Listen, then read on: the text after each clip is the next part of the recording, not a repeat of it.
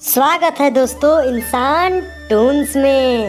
एक गांव में चिंकू और पिंकू नाम के दो जुड़वा भाई रहते थे। बड़ा भाई चिंकू एक डॉक्टर था जिसकी गांव के पास ही एक दुकान थी, और पिंकू एक मजदूर था जो जंगल में लकड़ियां काटकर बाजार में बेच देता था, और उन लकड़ियों से जो पैसे मिलते उनसे खाने के लिए घर में राशन ले जाता था।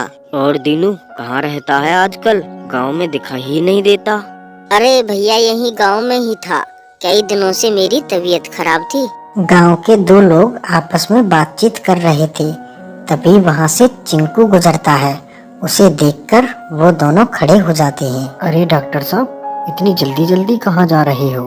अरे भाई, मुल्ला की दौड़ मस्जिद तक। ओह अच्छा, दुकान पर जा रहे हो? अरे डॉक्टर साहब, कभी कभी हमसे भी दो चार बातें कर लिया करो। हाँ भाई बोलो, तुमसे हमें क्या नाराजगी होगी। अच्छा डॉक्टर साहब, ये बताओ आजकल पिंकू कहाँ रहता है? गांव में दिखाई नहीं देता। अरे भाई, हमें क्या पता, काट रहा होगा कहीं लक्कड़, और कर भी क्या सकता है। सही कहा डॉक्टर साहब आपने। एक आप हो और एक वो है। आपको देखो, आप आसमान की ऊंचाई पर, वो अभी जमीन पे ही पड़ा है।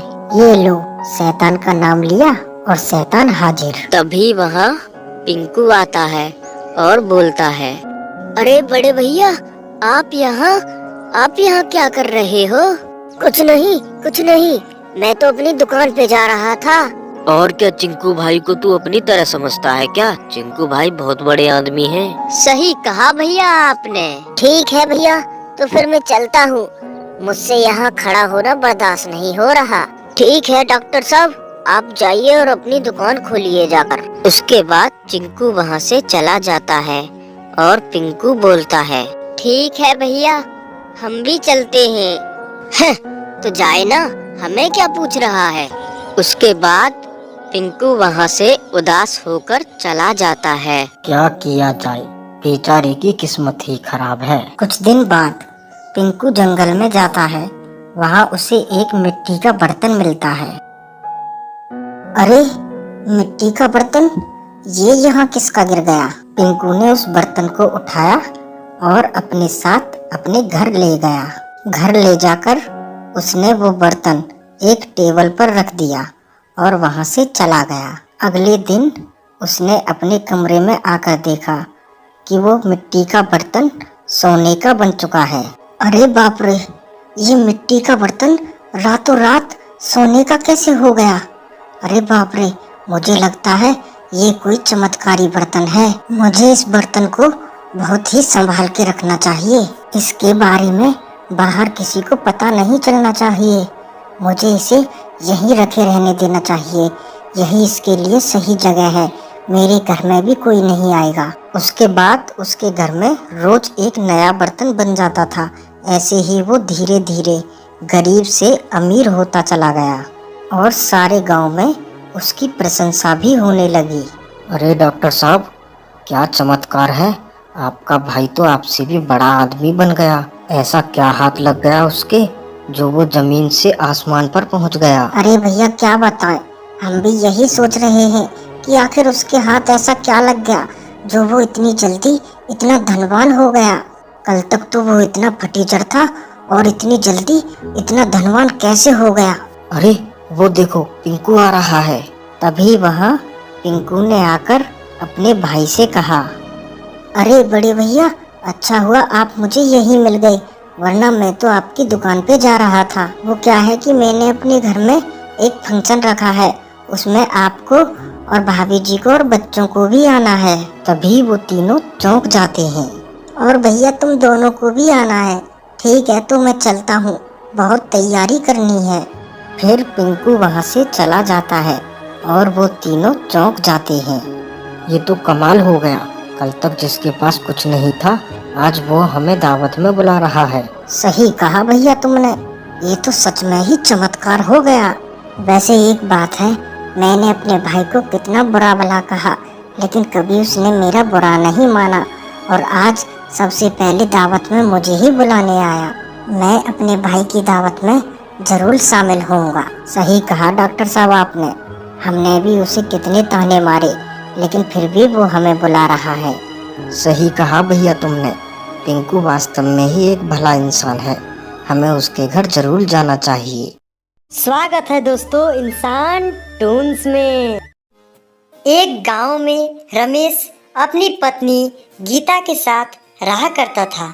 रमेश बड़ा ही लालची व्यक्ति था। रमेश को हर चीज बहुत ही ज्यादा जल्दी और उसे ज्यादा चाहिए होता था, जबकि गीता समझदार और शांत स्वभाव की थी। गीता रमेश को हमेशा समझाया करती थी कि गलत रास्ते के द्वारा कभी भी पैसा मत कमाइए, आप सही रास्ते में रह करके भी पैसा कमा सकते हैं। लेकिन रमेश गीता की बातों को अनसुना कर देता। एक दिन रमेश खेत से घर लौट रहा था। रमेश ने रास्ते में एक सुंदर लवारिस भैंस को देखा।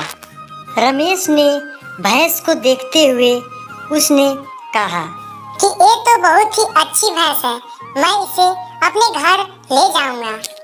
रमेश जैसे ही उस भैंस को अपने घर लाता है तो गीता भैंस को देख करके रमेश से कहती है, अजी ये भैंस किसी की होगी, हमें इस भैंस को उस मालिक को लौटा देना चाहिए जिसका भैंस है। रमेश ने गुस्सा में गीता को जवाब दिया, हर समय तुम सच्चाई की बात क्यों करती हो?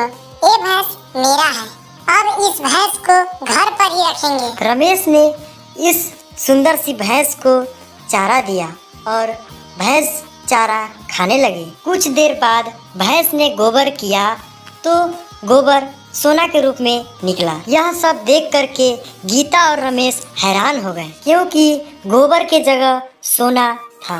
रमेश ये सब देख करके वह खुशी से झूम उठता है और रमेश अपनी पत्नी से कहता है, देखा भाग्यवान, मैंने सही किया ना, अब हम भी अमीर हो जाएंगे। हर दिन रमेश भैंस को घास देता गया और भैंस ने उसे सोना देता गया। रमेश ने उस सोने को बाजार में बेचना शुरू कर दिया और वह देखते ही देखते अमीर होता चला गया।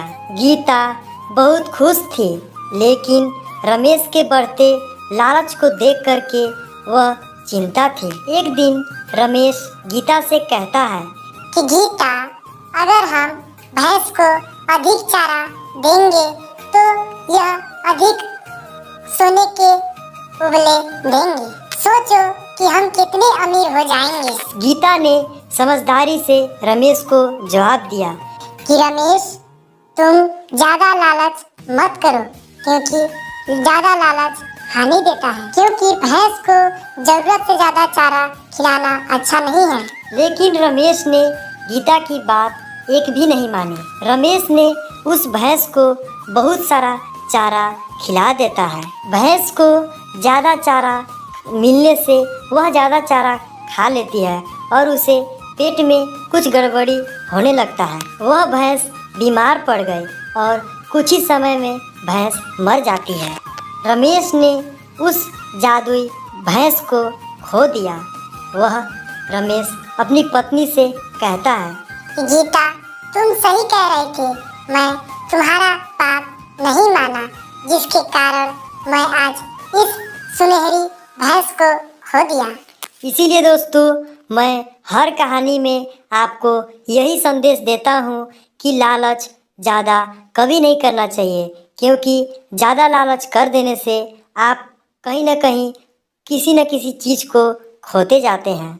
इसलिए दोस्तों, ऐसे ही नए वीडियो के साथ आप लोगों के बीच मिलूंगा। नए वीडियो को पाने के लिए दोस्तों हमारे चैनल को सब्सक्राइब कर दीजिएगा।